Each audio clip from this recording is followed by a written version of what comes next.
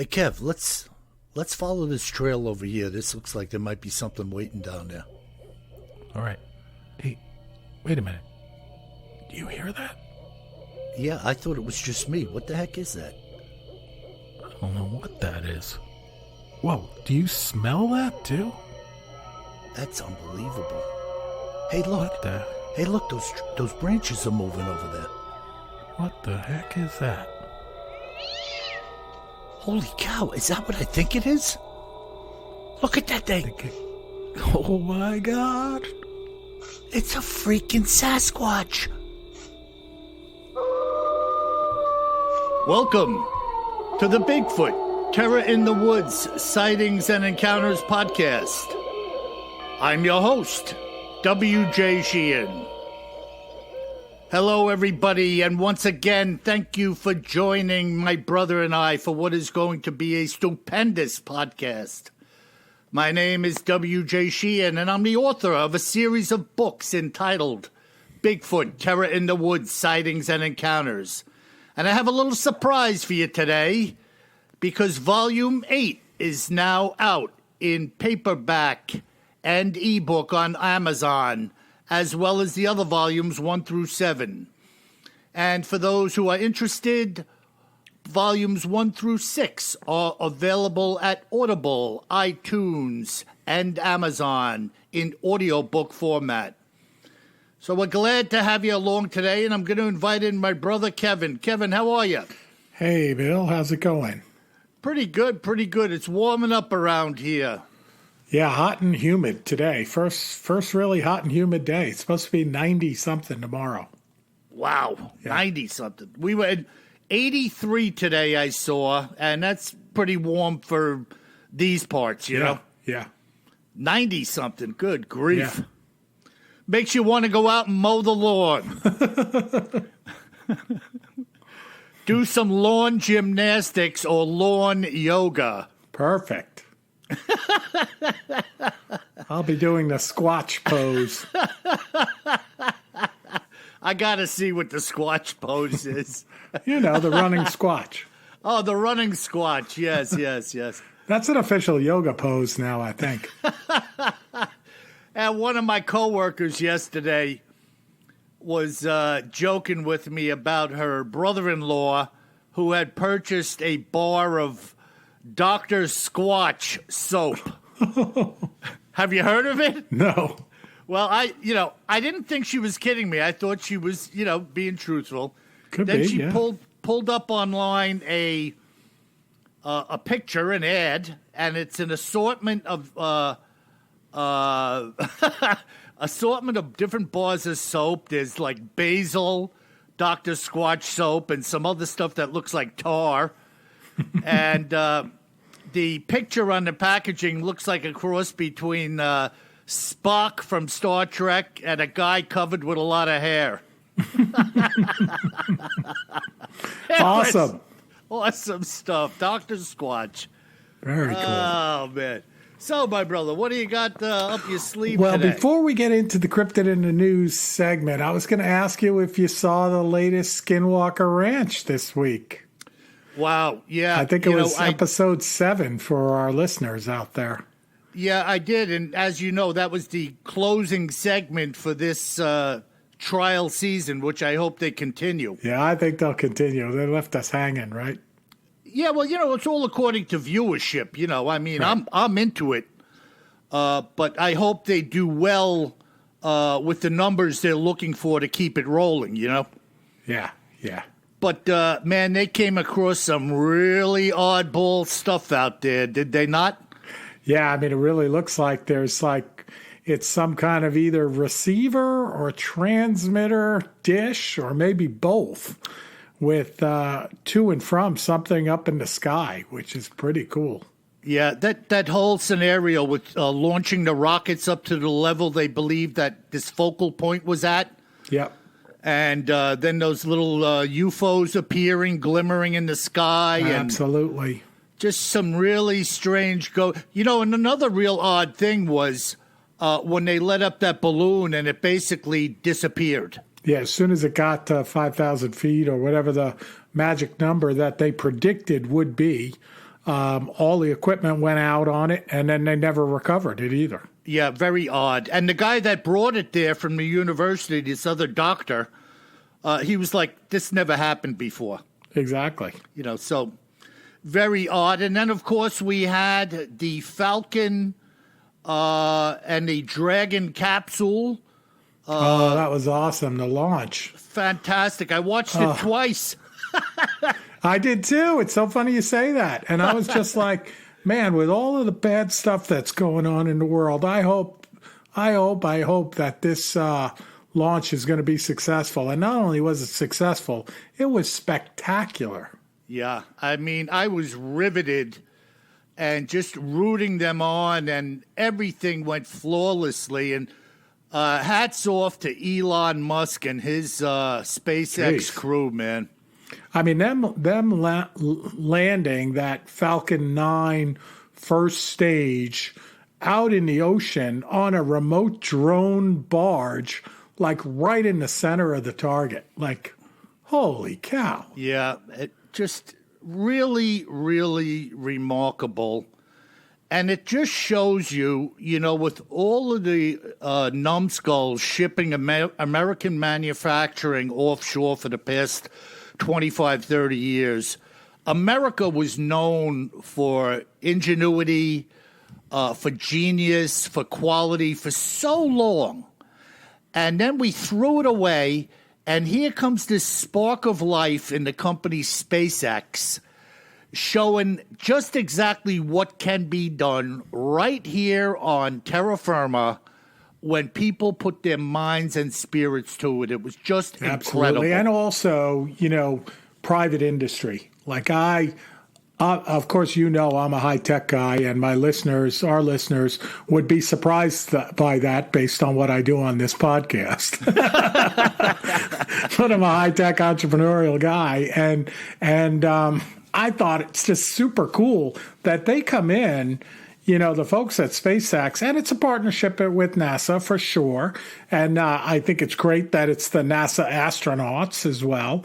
But they come in a relatively short period of time and do what's never been done before. Just super cool and just challenging all assumptions. Like, why do you have to throw this first stage away?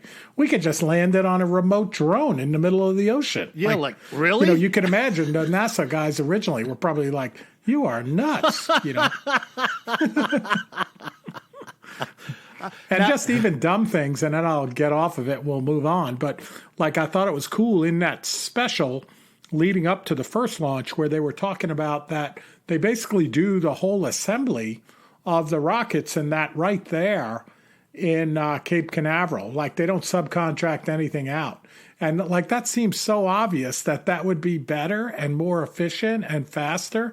But yet I don't think we ever did that before. Yeah, all under one roof, all under the control of the same people.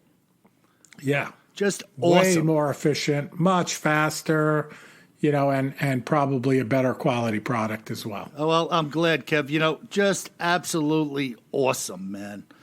And, I was around, of course, when the first Saturn V went up with John Glenn, and then the orbiting the moon and the lunar landings. And I remember seeing interior views of the capsule and inside the lunar module with all of the rows of toggle switches and knobs and dials. And you look inside that Dragon capsule, man, it looks like something out of Star Wars. It's like literally the inside of a Tesla automobile. A couple of big touch screens, just no steering wheel, but super cool. Yeah, so sleek, streamlined. It almost looks fake. It does. It does almost look fake. Like there's not enough there for this thing to really do what it does. It's awesome. All super right, cool. brother. I'm glad you brought that up. That feels like it's already 3 weeks ago. Yeah, well, our audience, we're Americans, man, and this is great stuff. And we should be excited, and we should be chatting it up about it. So here we go. Absolutely.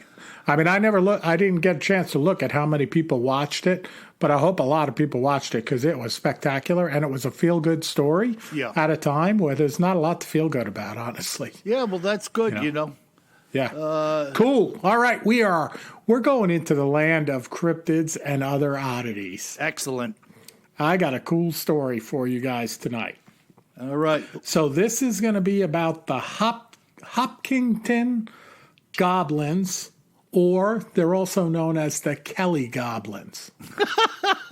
Do you know these, Bill? I might have had a couple of beers with them. I'm not sure. Oh, and I said Hopkinton. It's actually Hopkinsville. Sorry, I misspoke, folks. And it comes from Kentucky. So the bigger town in the area is Hopkinsville, Kentucky. It's on the western edge of Kentucky, down near the Tennessee border. And it's this cryptid has a ton of information written about it. And I'll tell you, you'll probably hear me ruffling around tonight in some papers because there are hundreds of pages of quality information out there on this cryptid. Unbelievable. Now, what was the second name? Kelly. Kelly is the name of the town where they were actually seen. Okay. And I'll tell you who they are, these goblins. But the bigger town is Hopkinsville. So you'll hear them described as both, but it really happened, the sighting happened on a farm in Kelly, Kentucky, and there were 11 eyewitnesses of the creatures. These 11 eyewitnesses weren't shiners, were they? Good question. They actually, the chief of police, who's a pretty reputable guy we'll talk about, he searched the house when he went out there and saw no signs of any alcohol, including shine. Except for the jug that he took. There was none left after he left. All right, let her rip, bro.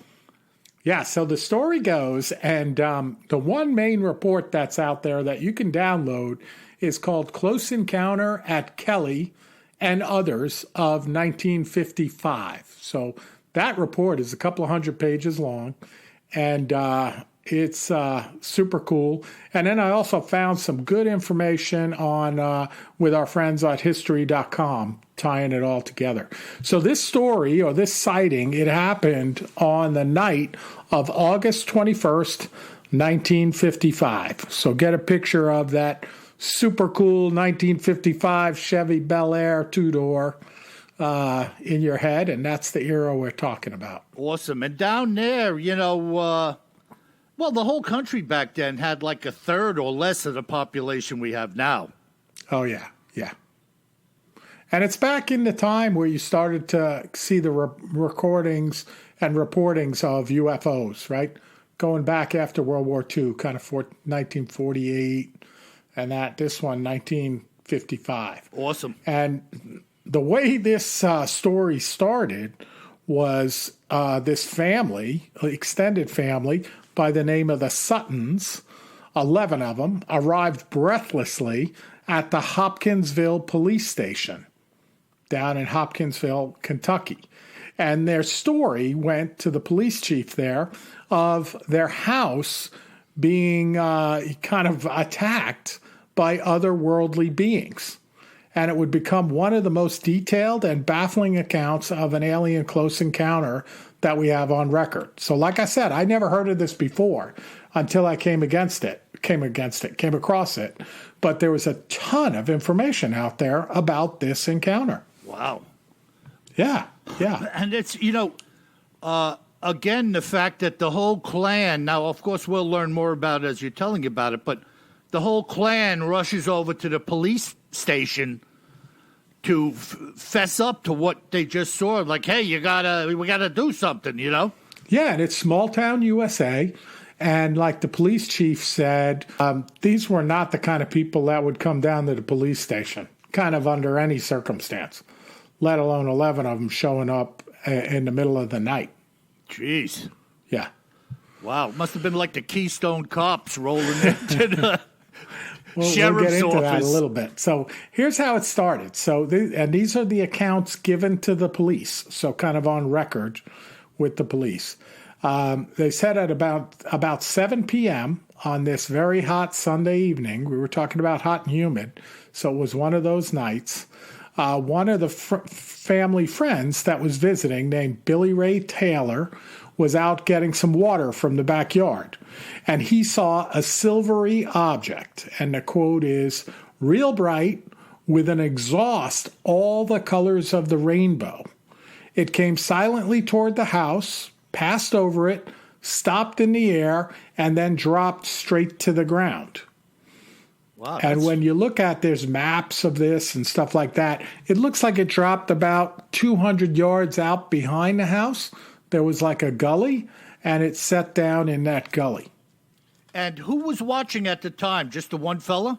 Just the one fella. Okay. So he went out to get water, and he comes in basically, right, and everyone's there, and he tells them, like, "You aren't going to believe this." And, they basically say, "Yeah, you're right, we're not going to believe it." So they're laughing at him just like you're laughing, and they don't take him seriously at all, right? So that's at 7 o'clock. And now it turns out downtown in Hopkinsville, they also saw like 3 unidentified flying objects, look like flying saucers, come over the town, heading north, which is towards Kelly, where this farm is. Wow. So kind of interesting, where you have these dual sightings that could corroborate each other, right? Right, and of course one doesn't know about the other, No, but they don't know about they're the all other. seeing it. Exactly. So then about an hour later, their dog, right, they're all in the house. It's about 9 o'clock at night. The dog's barking like crazy. And 2 of the folks, one is named Lucky, and Billy Ray Taylor, who went out to get water, went out the back door of the house and saw a strange glow in the midst. In the midst of this strange glow, they see this small bipedal creature. Yeah. So and the dog, goes crazy. It hides underneath the house and doesn't come out for the rest of the night. So there was an hour, though, in between the first guy reporting what he saw coming down and everybody yucking it up, and then before they went back out again? Well, he saw the flying saucer. They blew him off, right? Come on, flying saucer, really? All the colors of the rainbow coming out the back of it? And then this dog's going crazy, so they're like, okay, let's go see what the dog is barking at. They look out across the field behind the house, and again, in this report, which I'll put on our website, a link to the download, they have maps of like where all these sightings were, numbered, like when they saw it, where it was, what they saw. But they see this glow out in the field, and they're looking at this glow like, what the heck is that? And out of the glow, so not a flying saucer, but just some kind of glowing thing in the field, they see this small, kind of human-like thing come out of the glow. Very strange. And we'll get into the full description here, but it's about 3.5 feet tall. It's got an oversized head, almost like if you think of like a raindrop overturned. So kind of the fat part of the raindrop is like the dome of the head. Right. And then the point of the raindrop is kind of the chin. Okay. And then it has these giant like ears that are like, I don't know, gremlin ears, right? Jeez. Kind of these big triangles out to the side, super oversized, and these giant yellow glowing eyes. Good grief. Yeah. And then it has these straight little legs that look like they have like suction cups on the bottom of them, so like no feet. Mm-hmm. And then its arms are super long, like they almost come down to the ground. And on the end of its arms, I'll put the sketches up too. They made sketches, like the police did based on the accounts. And it has like these kind of talons that like collapse together into a point at the end of its arms. Great. Yeah, perfect. Just what you want to run into, right? Yeah. A lot of people through the years that have had the opportunity to film or see orbs, these glowing spheres of light. Many people have said they believe they saw something inside the orb, like something. Exactly. And that's exactly, I was reading some of those reports, because when they started seeing these, back in the late 40s and 50s, I would say about half of the accounts said that they could see something in it, like driving it, Right, flying like it was a pilot or contained Exactly, in it. exactly. Wow. Yeah, super cool. Yeah, very, very certainly in the other oddities category. That's my specialty. Yes, it's super odd. Yeah. So they see this thing coming, walking out of this glow, this creature thing. And again, there's sketches of them. I'll put them up on the website, BigfootTerrorInTheWoods.com. They're super cool, very detailed, done right at that time. And so you'd like these two guys, right? Lucky and Billy Ray. Mm-hmm. What do? They grab a 20 gauge and a 22 rifle, and they start shooting at the little man. Yeah, unfortunate. So they say that the thing raises its hands, and they start shooting at it, and it does what they call a flip backwards. So kind of like, bang, it gets hit, it does a flip in the air, lands back on its feet, and then it fled away into the darkness. Wow. Yeah. Didn't get knocked down, though. Well, kind of flipped over backwards. Right, like right. They keep describing, quote unquote, flip or flipped. Wow. Yeah. Wow, that's crazy. And you can't assume that two guys that have guns, neither one of them hit it. Oh, no. They act like it was flipped because it got hit. Yeah. Yeah, that's but that it's not hurt by it, so it's got some kind of, who knows, force field around it or protective suit or exoskeleton, whatever. Right. And then shortly, so they go back in the house, they tell everybody what they're seeing, and just after that, they see a similar creature appear at the side window, or maybe the same creature. And of course, these are screens, right, like on a cabin in southwestern Kentucky in summertime. And they see this thing pop up at the screen window looking in, and they again start firing at it right through the screen. Yeah, what else are you going to do, man? Throw the lead out. Exactly. They're throwing the lead at the critters. Then they hear something out front of the house. So this is all happening in the back. And Taylor steps outside, and it's got you could imagine like an overhanging roof, right, on the front of the house. Okay. Like you'd see if you drove by one of these old cabins. Absolutely. And Lucky is behind him. And as he walks out beyond the edge of the roof, this claw-like hand reaches down and touches his hair. Great. Yeah, and the whole group sees this from inside the house, like from inside the doorway. And Taylor jumps back, and Lucky shoots at the thing up on the roof, and the thing kind of floats over into a tree. He shoots at it again, and it kind of floats out of the tree and scurries away into the woods. So it's like they were invincible to shots fired. Absolutely. Yeah. Unbelievable. Yeah. Very wild. Yeah, that is freaking crazy weird. Yeah. Now, I have to ask you, you mean these people didn't have Anderson triple pane windows on their cabin? Let me tell you, those people still don't have Anderson triple pane windows. With solar guard? The solar guard may have protected them if they had it. The triple E rated reflective glass or whatever it is. Alien repellent glass. Alien repellent. That's why it's kind of green when the sun shines on it. I never thought of that. I think we're onto something. Wow. So what else happened?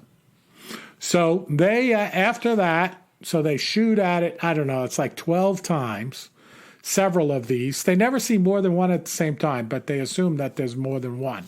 But when you look at some of the newspaper articles and stuff that were written, they talk about 20 or 25 of these things, but the family never talks about that. They're like, oh, the newspaper went wild with it, that kind of a thing. Yeah. Which makes sense. The family thinks it's definitely more than one, but they never saw more than one at the same time. Yeah, they can't corroborate it by seeing a group of them together. Right. But then they take off and they go to the police station. All of them go. Mainly, I think, because no one wanted to stay in the house. Right. You got these creatures there. You all have seen it. You're not drinking.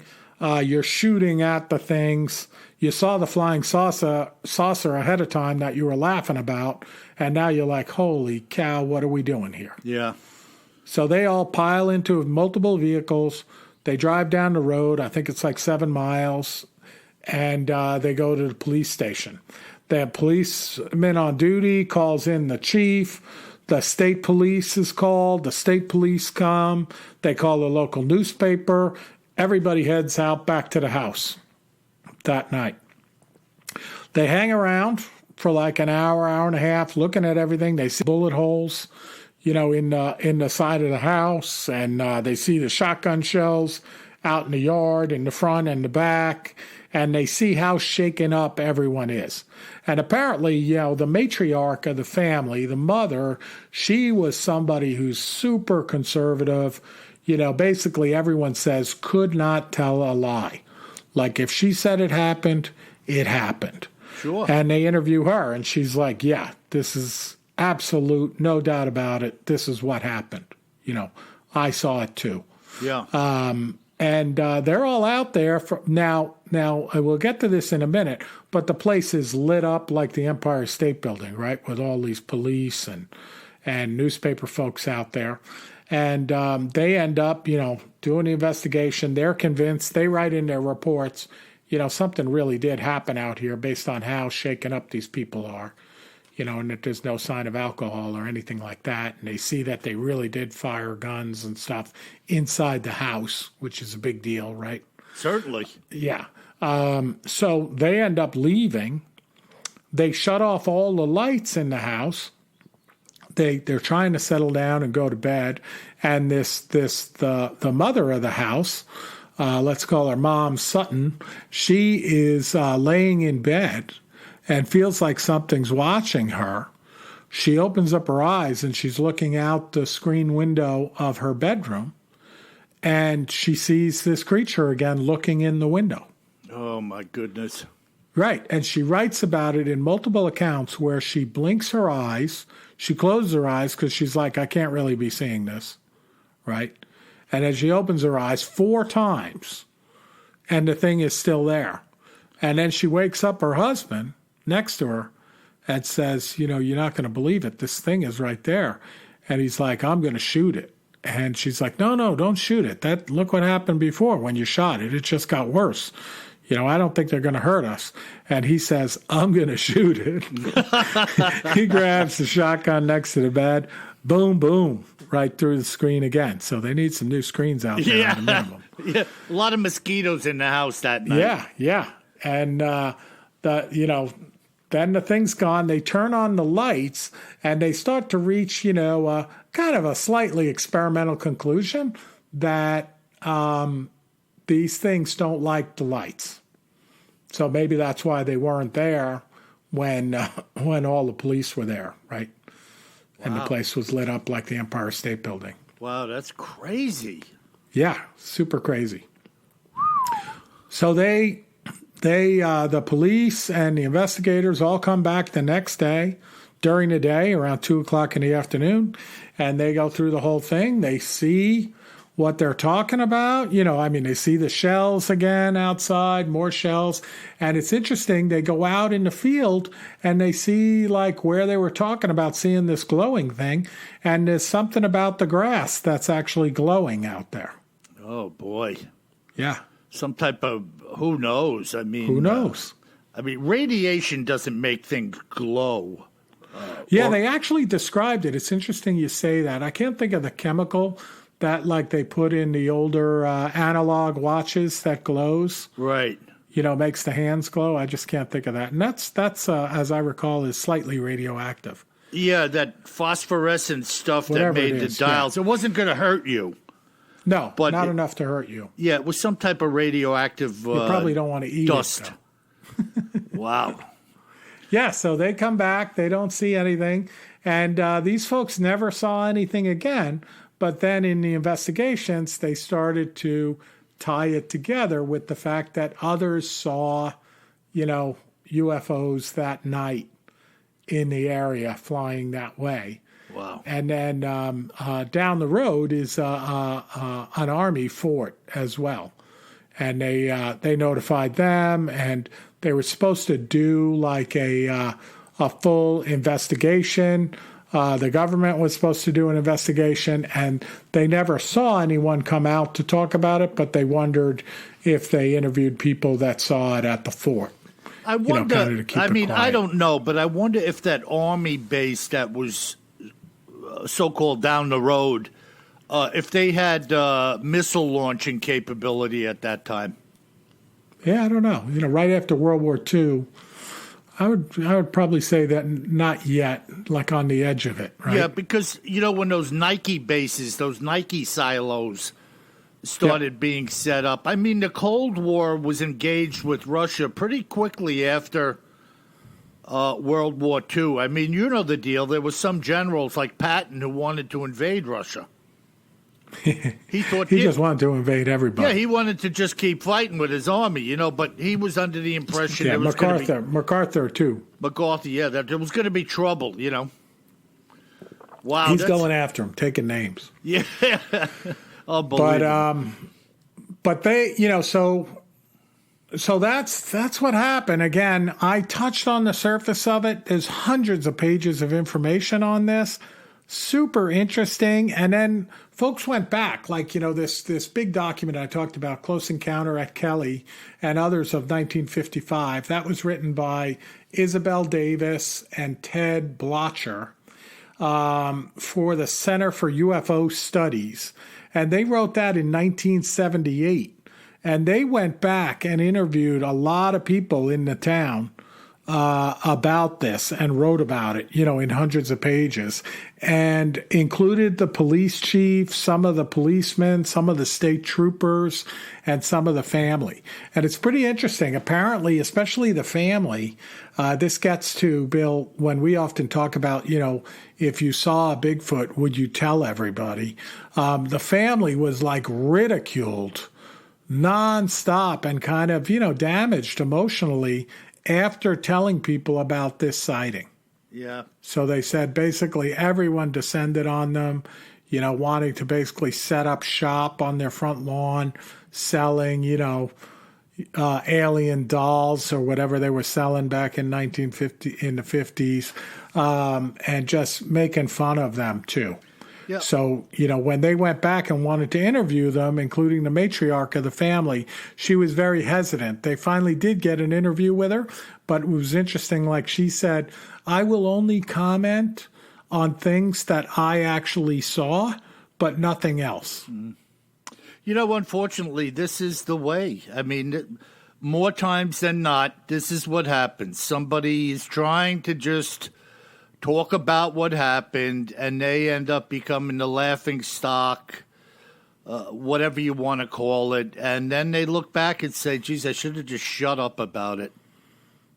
Unfortunately, that's what happens, So I gotta end on one note. So, all of these stories of other oddities, right, and cryptids too, they always or typically have a section where someone comes up with the explanation for what the people saw. I got to hear this. For Bigfoot, it's always a bear. Uh-huh. Right. So what do you think the explanation is by one person at least that wrote about for these little men? What do you think they really were? Well, I know what they were. When the Wizard of Oz was finished filming, the flying monkeys had nowhere to go. Oh, the flying monkeys. Yeah, so they inhabited the woods in Tennessee. Well, your explanation is much better than the explanation that was given. This person said that many of these alien encounter stories were likely great horned owls. Yeah. Listen to this. Yeah. Because the owls have long wings that could be mistaken for arms. And they also have talons. And they said that these alien creatures had talons. Right. And they have yellow eyes, long ears, and a round head that might match the little men description. Yeah. And of course, get this, it gets better. As for their metallic shine and glow, yeah, they could have easily been reflecting moonlight off of their feathers. I can't see anything. I can't find any holes with that. But the one thing I'm wondering is about the ability of a great horned owl to backflip after rifle shot and buckshot. And come walking back to you. That would be one tough owl. He didn't mention that. Oh, my goodness. Well, that was good stuff, Kev. It was a great horned owl with a Kevlar vest. Yeah. Yeah. Kevlar before it was invented. Yeah. But it's an awesome story, and it actually, it sounds pretty real, as crazy as it sounds, but when you read, again, all of the information about the integrity of the individuals, and again, this is a group that didn't really want attention. They weren't trying to get the most views on YouTube. There was no such thing. And they were really, kind of shunning the attention for the rest of their lives. Yeah, no, it's amazing. And that's an incredible story. And we'll talk about those who shun attention in the account that I'm going to bring out here, because there are no names mentioned, as you're about to hear, other than the names of the two children. But this couple, this sighting or encounter was brought to my attention from a couple that resides in Toronto, Canada. And as I begin, the husband said that my wife and I are amateur naturalists, with our home being filled with books and artifacts from years spent hiking in the woods. We have pressed leaf and fern collections, castings from wolves and other animal tracks, and all kinds of other oddities collected during our many excursions throughout the years. We have handmade lamps made from tree limbs that were gathered in the forest, and some of our furnishings were handcrafted by artisans from the forests to our north. I only mention this that you can kind of get a feel for the type of people we are. At the time of this sighting, our two children were 9 and 12 years old, with Sophia being the oldest and Eddie our youngest.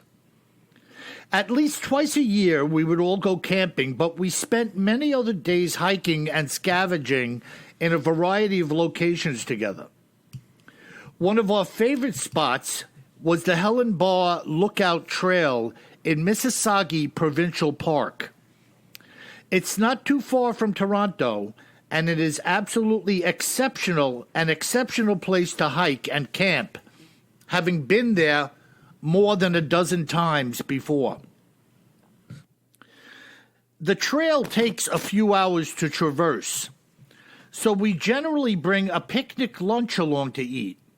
And once we reach the midway point, typically in an area known as the Second Lookout, which is close to a lake named Helen Bar. There are many animals in this region, including deer, moose, wolves, and it's not uncommon to see wolf tracks on this trail, because it is also used by the packs at times. In fact, this is where we had taken the casts of wolf prints, which we have at home. Many people are afraid of wolves, but this is an unfounded fear. They're actually quite shy and have extremely keen senses of both smell and sight. The only indication of the wolves' presence that most people will ever experience is their howling, which we've heard on many occasions. This time, we had decided to travel in September.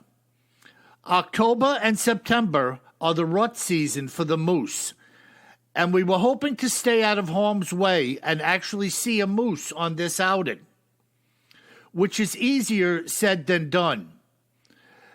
As large as they are, it is extremely rare to see one here, and I will do my best to give you a good idea of what we were seeing and what you would see if you were there with us.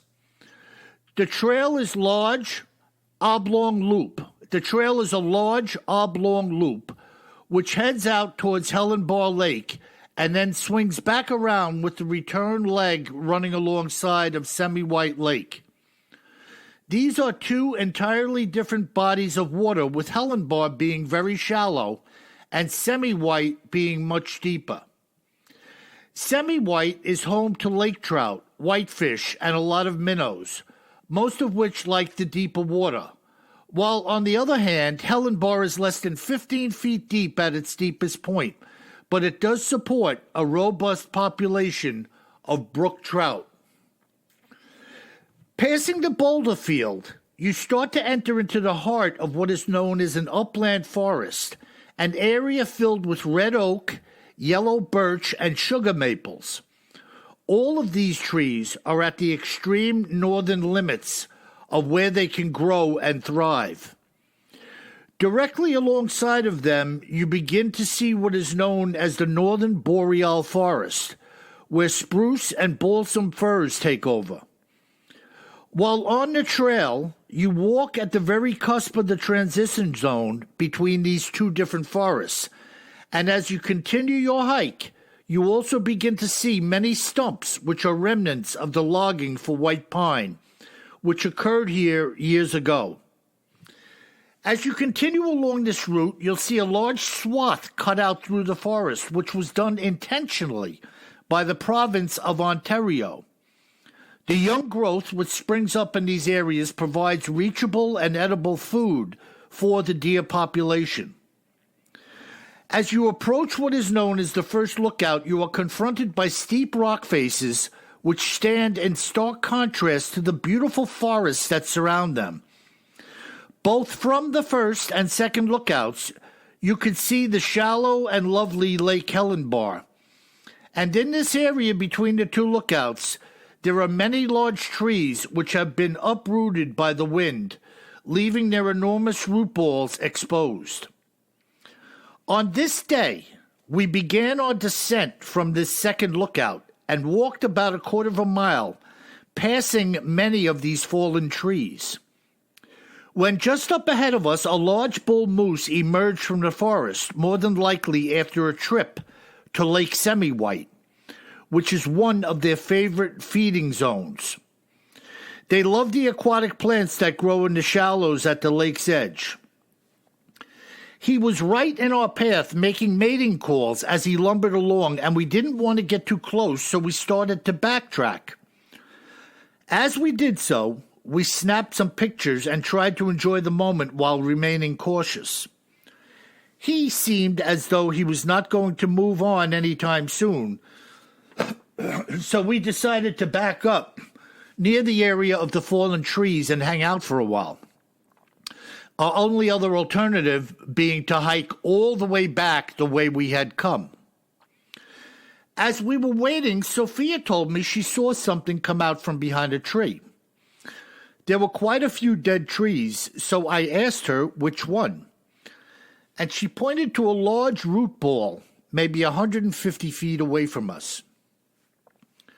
As we all stood there focusing on this giant root ball, my eyes were drawn to a large black furry arm that was wrapped through and around some of the old roots extending from the side of this ball.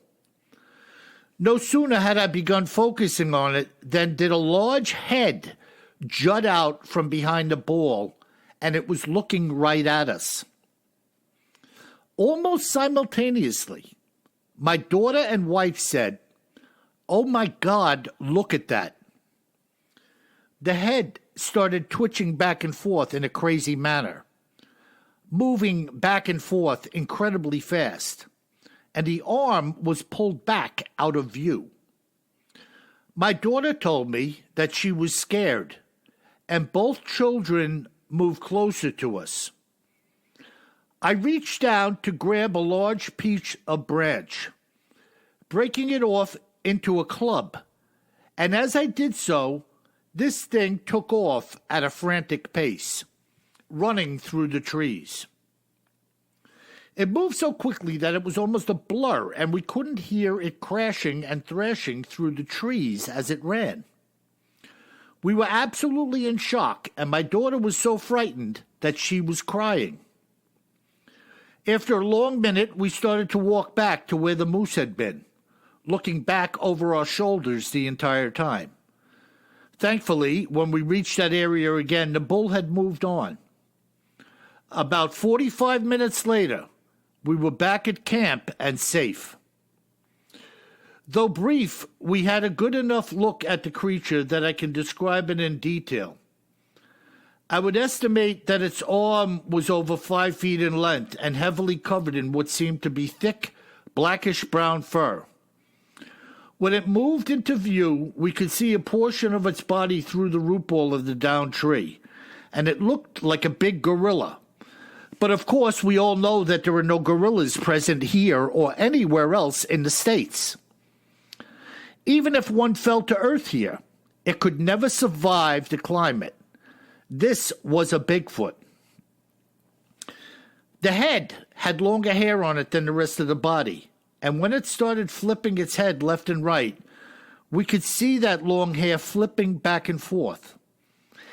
This is funny. It looked like a lead guitarist in the middle of some mad jam session, performing this twitching motion so fast that it was hard to comprehend why it would do so, but it was.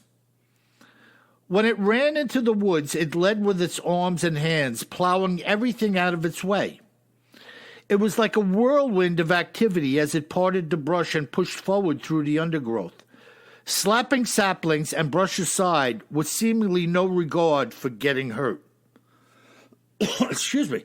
We could clearly see when it moved out of the cover of the roots that everything about its body was tall, well-formed, and muscular. The biceps and forearms looked like tree limbs, and from the back, its upper thighs must have been 16 inches deep, and its butt cheeks stuck out well beyond the thickness of its thighs. It was completely different in appearance from that of a human. Its hands and feet were extremely long, and when the feet were lifted as it stepped, I noticed that their bottoms looked like a leather shoe sole with fur coming down the edges. At no time did it show its teeth, and when it disappeared, we could faintly hear it thrashing away for a fair amount of time before everything went silent. Of course, we don't know if it had broken into a clearing or if it was just too far away to hear it, but at that point, the encounter was over. What do you think of that? Pretty strange, huh? Something else, man. Yeah, and again, this is a family that's used to being outside, naturalists from their own description of themselves, been to this place before, didn't make mention of ever seeing anything like it there before, and suddenly the encounter strikes. Who's to say when and how one meets up with Bigfoot? Yeah. No doubt about it. Wow. Something else. And so detailed, too. Yeah, well, I try to I know some people are impatient and they're like, you get on with it already. But, the details, to me, are a credibility factor. Absolutely. And look, plus you don't know, like you read about the researchers, right, that are really researching Bigfoot, Sasquatch. The best ones always say that they make note of everything because you don't know later on if that's going to be important or not. Right. Well, like it's almost like finding evidence at a crime scene, right? Absolutely. Yeah. You pick up whatever's laying around, a gum wrapper. Somebody later on, they might be like, oh, and the ear was really interesting. It had this detail. Yep. And then you're like, I remember someone talking about that, but I didn't write it down. That's right. Yep. And yeah, it's not good. Hypercritical to me to listen to somebody who knows, the moon was full and it was windy. It had just stopped raining.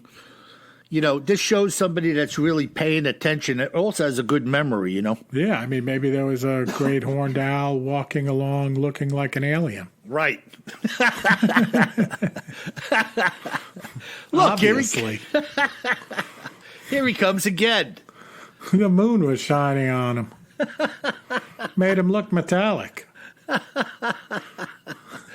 Yeah, so that was a great encounter, You know what's That's interesting too? The way they said that this thing was twitching nervously. Yeah.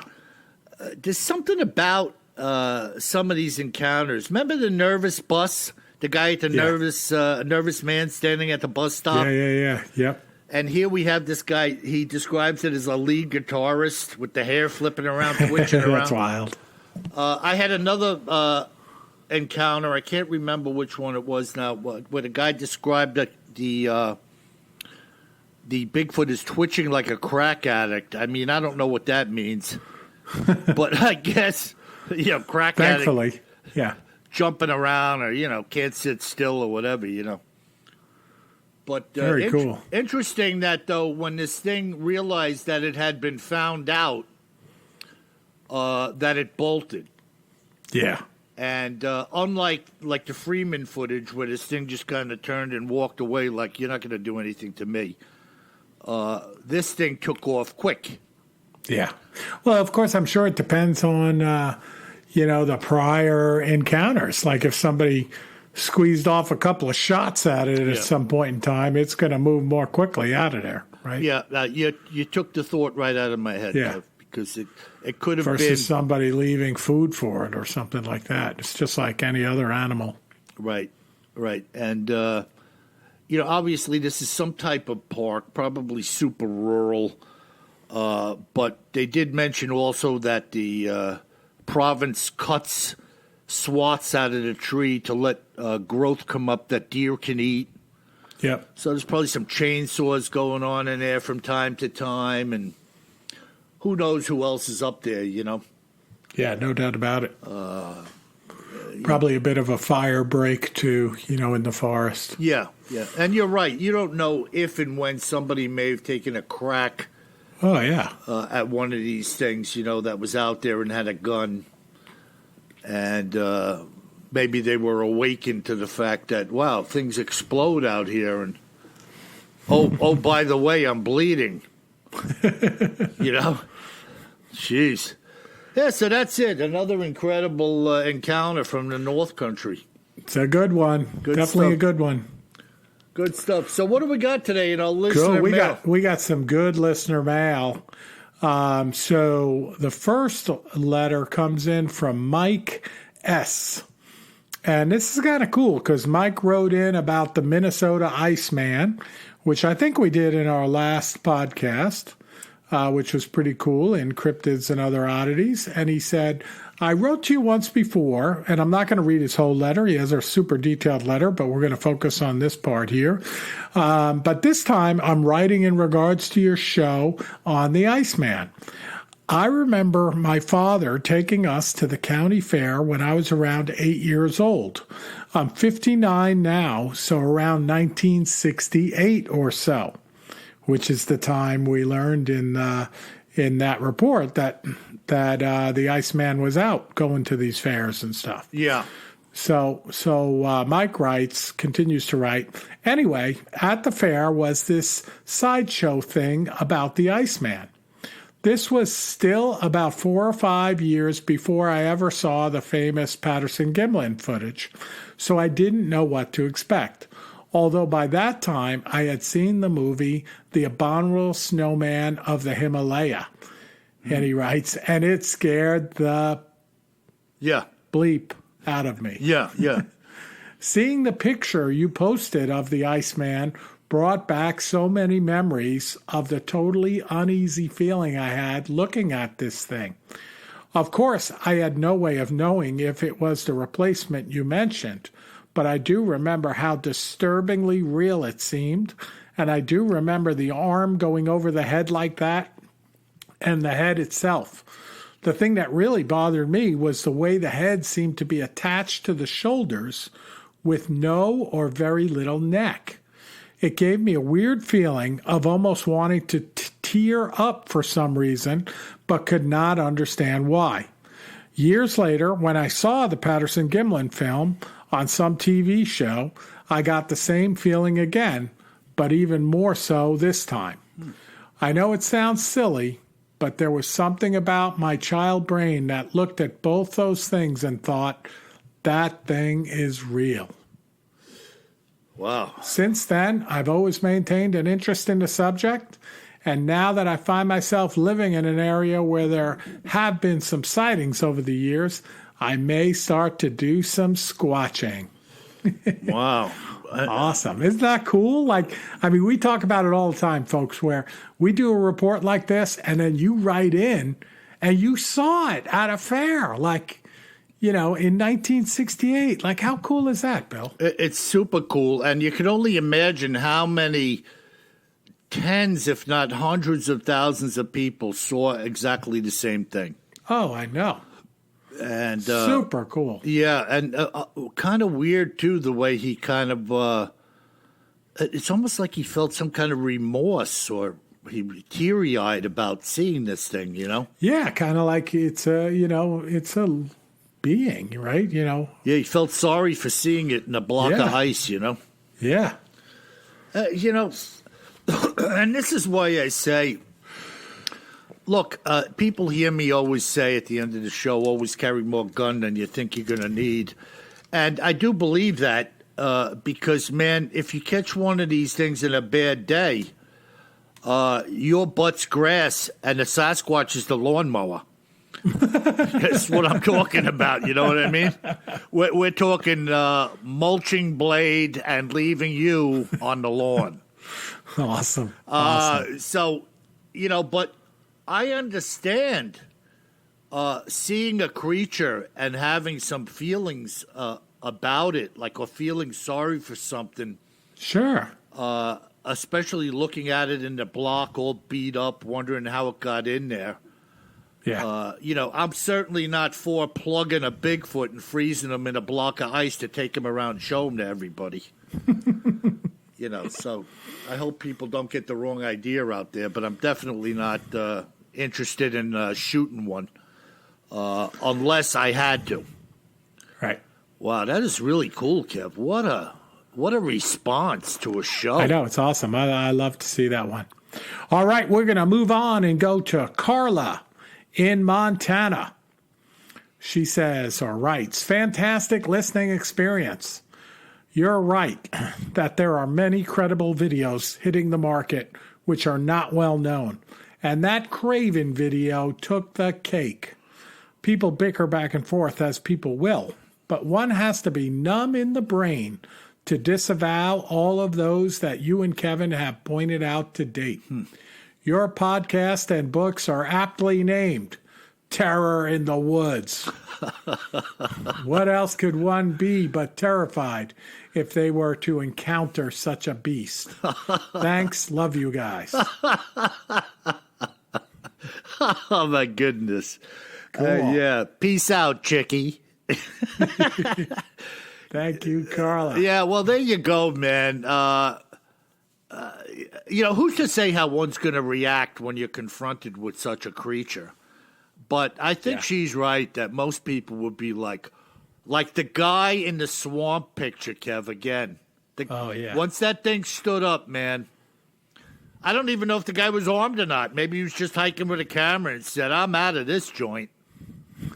But, I got a feeling that most people are not going to be hanging around too long in close quarters with one of these things. Yeah, it's funny. You're bringing it to mind. In the Kelly Hopkinsville encounter that I talked about earlier. Remember I said after they saw it, they ran down to the police station. They brought back the police and a newspaper person and a photographer from the newspaper. And photographer brought his wife with him, turns out in the account. And she was super disappointed at the end when they were leaving that they didn't see anything. And she was kind of critical of a couple of members of the family.